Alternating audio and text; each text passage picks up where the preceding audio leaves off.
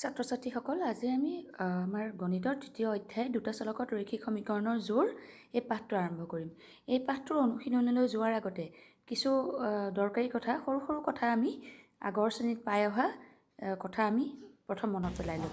তে দুটা চলকত ৰৈখিক সমীকৰণৰ জোৰ বুলি ক'লে প্ৰথমতে আমি মনত পেলাব লাগিব বহুপদৰ কথা। একদম আৰম্ভণিতে বহুপদ ল'লোঁ আৰু এই বহুপদটোক কেতিয়া সমীকৰণ বুলি ক'ম বাৰু আমি? সমীকৰণ কেতিয়া ক'ম? যেতিয়া আমি ইয়াক is equal to কিবা এটা লিখিলোঁ 0 1 2 3 যি লিখো এইবিলাক সকলে যে লিখো ইয়াক এতিয়া আমি কি বুলি কওঁ সমীকৰণ। এনেকুৱা সমীকৰণ আমি ক্লাছ 9ত পাই আহিছিলোঁ হয় নাই? আৰু ক্লাছ 9ত যিবোৰ সমীকৰণ পাইছিলোঁ সেই সমীকৰণবোৰ আছিলে দুটা চলকত ৰৈখিক সমীকৰণ। এনেকৈ এটা বাক্য পাইছিলোঁ। ইয়াত আহিছে দুটা চলকত ৰৈখিক সমীকৰণৰ জোৰ। এতিয়া আমি এজোৰৰ কথা পাতিব লাগিব। 10ত আমি কিহৰ কথা পাতিব লাগিব? দুটা সমীকৰণ লাগিব। তাৰমানে এজোৰ মানে কিমান? দুটা সমীকৰণ আমি এতিয়া গোটাই ল'ব লাগিব। প্ৰথম আমি জানিব লাগিব ৰৈখিক সমীকৰণ বুলি ক'লে আমি কি বুজো? কিন্তু মনতহে পেলাম দেই, ক্লাছ 9ত পাই আহিছোঁ। সেইখিনি আমি অকল মনত পেলাব লাগে যে ৰৈখিক সমীকৰণ বুলি ক'লে আমি কি বুজি পাওঁ, কেতিয়া এটা সমীকৰণক ৰৈখিক বুলি কোৱা হয়। মই ইয়াতে কেইটামান সমীকৰণ আৰু লিখিম, সেইকেইটা ৰৈখিক হয় নে নহয় ক'ব লাগে। 2x + 3 = 0, 2x² + 5 = 0, 3/2y + y³ = 1 আৰু y - x + 3 = 0। এইকেইটাৰ ভিতৰত ৰৈখিক কোনটো? প্ৰথমটো ৰৈখিক বুলি আগতে কোৱাই হৈছে। এইটো ৰৈখিক হয়নে? নহয়, কিয়?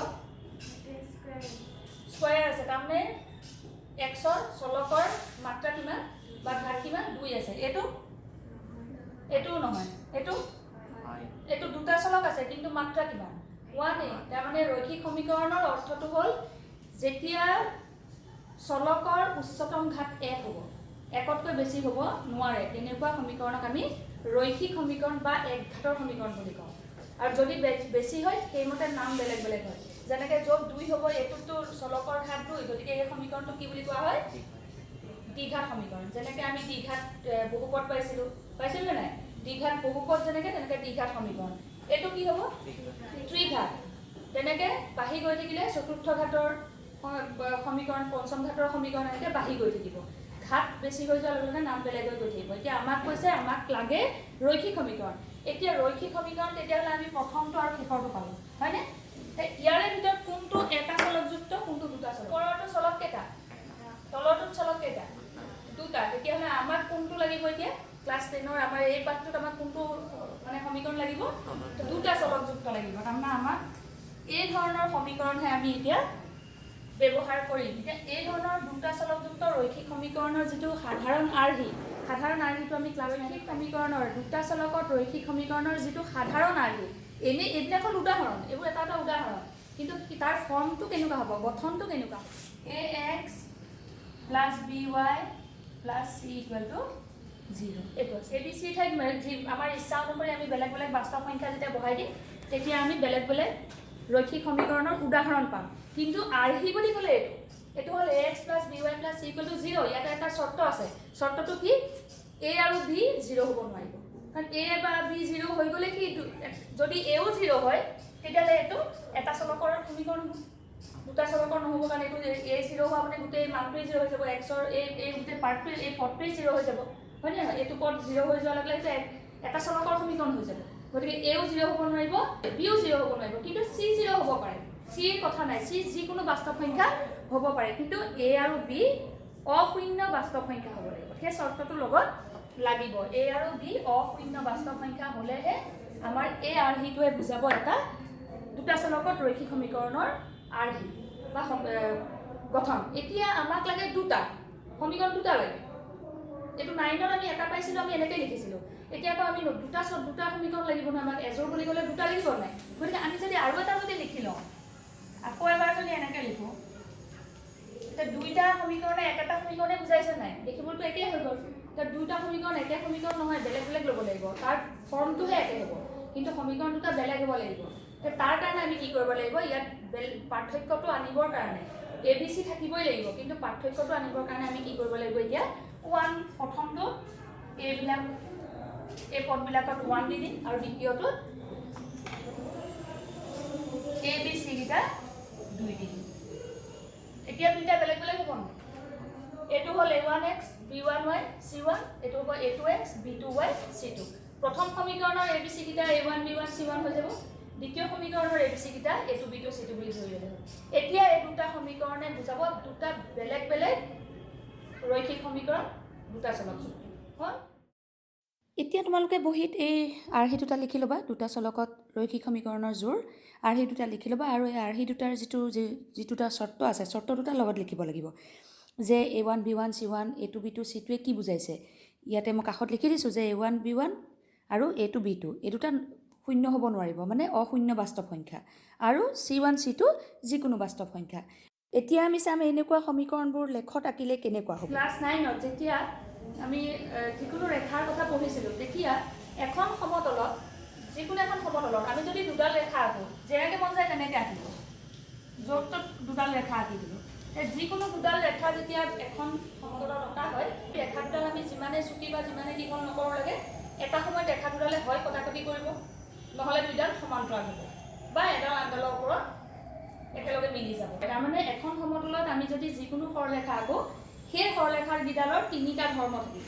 হয় সৰলৰেখাকেইডাল কটাকটি কৰিব, নহ'লে সৰলৰেখাকেইডাল এডাল আনডালৰ সমান্তৰাল হ'ব, আৰু নহ'লে সৰলৰেখাকেইডাল কি হ'ব, এডাল আনডালৰ লগত মিলি যাব। আমি যদি বহাই নি থাকোঁ, প্ৰথমতে আমি ধৰি ল'লোঁ দুডাল আমি গ্ৰাফ আঁকোতে দুডাল ৰেখা পালোঁ, যি দুডাল ৰেখাই এডালে আনডালত কটাকটি কৰিলে। এটা চৰ্ত এইটো আছে, হয় কটাকটি কৰিব, নহ'লে কি হ'ব, এডাল আনডালৰ লগত মিলি যাব, এডাল আনডালৰ লগত মিলি যাব, আৰু এইটো লাষ্টত আমি ধৰি ল'লোঁ যে ৰেখাকেইডাল সমান্তৰাল হয়। এই তিনিটাৰ বাহিৰে বেলেগ একো ঘটনা নঘটে। তাৰমানে গ্ৰাফ যেতিয়া আঁকিম, এনেকুৱা ধৰণৰ দুটা সমীকৰণৰ যেতিয়া আমি গ্ৰাফ আঁকিম, এই তিনিটা ঘটনাই ঘটিব, তাৰ বাহিৰে বেলেগ আমি নাপাওঁ। এতিয়া এই তিনিটা যে ঘটিব তাৰ প্ৰমাণটো আমি পাব লাগিব নহয়, অকল কৈ থাকিলেতো নহ'ব। কোনোবাই কৰি থৈছে সেইটো বেলেগ কথা, কিন্তু আমি নিজে হাতে কামে কৰি পেলাই চাব লাগে যে কথাটো হয়নে নহয়, নে এইকেইটাতকৈ বেলেগ কিবা আমি পাব পাৰোঁ নেকি। সেই চেকটো কৰিব, সেই পৰীক্ষাটো কৰিবৰ কাৰণে আমাৰ প্ৰথম অনুশীলনীত একো কৰিব নালাগে, খালি গ্ৰাফ আঁকিব লাগে। আৰু সেইখিনি ক্লাছ 9ত কৰা। গ্ৰাফটো আঁকিবলৈ সহজ, টান কোনটো, XY মান উলিয়াব লাগে যে, সেইখিনিহে গাঁঠিটো লাগে, হয়নে। অনুশীলনী আৰম্ভ কৰাৰ আগতে তোমালোকে এই কথাকেইটাও কিন্তু লগত লিখি ল'বা যে আমি নৱম শ্ৰেণীত কি পাইছিলোঁ, এখন সমতলত দুটা নহয় আচলতে দুডাল সৰলৰেখা দিয়া থাকিলে তলৰ তিনিটা সম্ভাৱনাৰ ভিতৰত মাত্ৰ এটাহে ঘটিব পাৰে, যিটো কথা মই মাত্ৰ বুজাই গ'লোঁ। এক নম্বৰটো হ'ল দুয়োডাল সৰলৰেখাই এটা বিন্দুত কটাকটি কৰিব। 2 নম্বৰত দুয়োডাল সৰলৰেখাই কটাকটি নকৰে, অৰ্থাৎ ইহঁত সমান্তৰাল হ'ব। আৰু 3 নম্বৰটো হ'ব দুয়োডাল সৰলৰেখা মিলি যাব। তোমালোকে দুয়োটাটোৰ ঠাইত দুয়োডাল লিখিবা। গতিকে এই তিনিটা ঘটনাহে ঘটিব পাৰে, তাৰ বাহিৰে বেলেগ একো ঘটিব নোৱাৰে। তাৰ দুটামান উদাহৰণ আমি কিতাপৰ পৰা চাই ল'ম। যে প্ৰথম যিটো উদাহৰণ কিতাপত কৰা আছে তাত চোৱা দুয়োডাল সৰলৰেখা কটাকটি কৰিছে।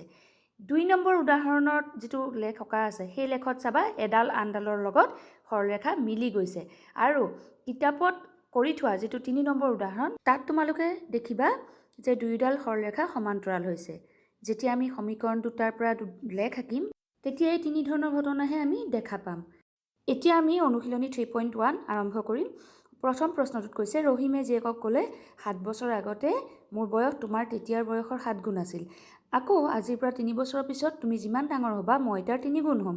এই পৰিস্থিতিটোক বীজীয়ভাৱে আৰু জ্যামিতিকভাৱে বা লৈখিকভাৱে প্ৰদৰ্শন কৰা। এনেধৰণৰ অংকত প্ৰথমতে আমি সমীকৰণ দুটা সাজি ল'ব লাগিব, তাৰপিছতহে আমি পিছৰ কামখিনি কৰিব লাগিব। ইয়াতে সমীকৰণ দুটা সাজিব কৈছে আৰু লেখত প্ৰকাশ কৰিব কৈছে, মানে লেখ আঁকিব কৈছে। দুইটা সমীকৰণৰ বাবে দুডাল লেখ আমি আঁকি আমি চাব লাগে যে লেখকেইডাল দেখিবলৈ কেনেকুৱা হয়। আৰু তাৰ কাৰণে সমীকৰণ সাজিবৰ কাৰণে আমি ইতিমধ্যে আগৰ শ্ৰেণীত এনেকুৱা ধৰণৰ প্ৰশ্নৰ পৰা কেনেকৈ সমীকৰণ সাজিব লাগে সেইখিনি শিকি আহিছোঁ। যিহেতু এইটো বয়সৰ অংকত কি কৰিব লাগে, সমীকৰণ সাজোঁতে সদায় বৰ্তমান বয়স ধৰি ল'ব লাগিব। ইয়াত ৰহিম বুলি এজন মানুহৰ কথা কৈছে আৰু তেওঁ জীয়েকৰ কথা কৈছে। সেই তেওঁলোক দুজনৰ বয়সৰ কথা যিহেতু উল্লেখ কৰিছে, গতিকে আমি ৰহিমৰ বয়স আৰু ৰহিমৰ জীয়েকৰ বয়স আমি ধৰি ল'ব লাগিব X আৰু Y বুলি। ৰহিমৰ বৰ্তমান বয়স, এইটো কথা সদায় মনত ৰাখিব লাগিব দেই। বৰ্তমান শব্দটো লাগিব বয়সৰ অংকত। বৰ্তমান বয়স X বুলি ধৰিলোঁ আৰু ৰহিমৰ বৰ্তমান বয়স X বুলি ধৰিম আৰু জীয়েকৰ ধৰিম Y। প্ৰথমতে কৈছে 7 বছৰ আগতে ৰহিমৰ বয়স জীয়েকৰ বয়সৰ 7 গুণ আছিল। এতিয়া আমি প্ৰথম যাব লাগিব 7 বছৰ আগলৈ। 7 বছৰ আগলৈ যাব লাগিব। প্ৰথমতে 7 বছৰ আগতনো সিহঁতৰ কিমান বয়স সেইকেইটা আমি প্ৰথম লিখি ল'ম। 7 বছৰ আগতে ৰহিমৰ বয়স হ'ব X - 7। জীয়েকৰ বয়সো আমি Y পৰা 7 বছৰ কমাই ল'লোঁ, ঠিক আছে। এইটো হ'ল ৰহিমৰ বয়স আজিৰ পৰা 7 বছৰ আগত আৰু এইটো হ'ল জীয়েকৰ বয়স আজিৰ পৰা 7 বছৰ আগত এতিয়া দুইটা বয়সৰ মাজত সম্পৰ্কটো কি আছে যে দেউতাকৰ বয়স জীয়েকৰ বয়সৰ 7 গুণ তাৰমানে জীয়েকৰ 7 বছৰ আগতে জীয়েকৰ বয়স যিমান আছিল তাৰ লগত 7 পূৰণ কৰি যদি দিওঁ সেই বয়সটো কাৰ লগত সমান হ'ব ৰহিমৰ সেই 7 বছৰ আগৰ বয়সৰ লগত সমান হ'ব এইটো হ'ল প্ৰথম সমীকৰণ এইটো কিন্তু আমি অকমান সৰল কৰি ল'ব লাগিব তাৰ পিছত আমি পিছলৈ যাওঁ এইটো অকমান সৰল কৰি ল'লে আমি কি পাম আমি x টো ইয়াতে ৰাখি থলো আৰু 7 টো হেফালে যদি লৈ যাওঁ আৰু এটো ভাঙিব লাগিব 7 আৰু y পূৰণ কৰিলে 7y হ'ল 7 7 গুণ 49 হ'ল আৰু এফালৰ 7 টো হিফালে প্লাস হৈ গ'ল ঠিক আছে 7y - 42 হ'ল এটো আমি 1 নম্বৰ বুলি দি থলো এটো আমাৰ 1 নম্বৰ সমীকৰণ এফালে x টো লিখিবও পাৰো নিলিখিবও পাৰো কথা নাই হ'ল এতে ইটো আজিৰ পৰা 3 বছৰৰ পিছত পিছখিলে না যায় 3 বছৰ পিছলে আমি বয়সটো নি লওঁ তে ৰহিমৰ 3 বছৰৰ পিছত কিমান বয়স হ'ব x + 3 আৰু জীয়েকৰ 3 বছৰৰ পিছত কিমান বয়স হ'ব y + 3 আকৌ আগৰ নিচিনাকৈ আমি 3 বছৰ পিছলে প্ৰথম গৈ লৈছো গৈ পেলাই এতিয়া সম্পৰ্কটো চাম যে আজিৰ পৰা 3 বছৰ পিছত তুমি যিমান ডাঙৰ হ'বা মই তাৰ 3 গুণ হ'ম এবাৰ দেউতাৰ 3 গুণ হ'ব জীয়েকৰ গতিকে জীয়েকৰ বয়সৰ লগত যদি 3 পূৰণ কৰি দিওঁ সেই বয়সটো কাৰ সৈতে সমান হ'ব দেউতাকৰ বয়সৰ সৈতে সমান হ'ব আজিৰ পৰা 3 বছৰ পিছত হ'ল আকৌ আগৰ নিচিনাকৈ x টো এফালে ৰাখি থৈ দিওঁ বাকিখিনি ইফালে লৈ গ'লে একে 3y প্লাস 3 3 গুণ 9 এইফালৰ পৰা -3 গুচি যাব হ'ব 3y প্লাস 6 হ'ল এইটো 2 নম্বৰ এইখিনিলৈকে মই ৰাখি থৈছোঁ আজি ইয়াৰ পিছত আমি 2 নম্বৰ আৰু 3 নম্বৰ প্ৰশ্ন দুটাৰ সমীকৰণকেইটা প্ৰথম সাজি ল'ম আৰু এই তিনিওটা প্ৰশ্নৰে যেহেতু লেখ সেই লেখ আমি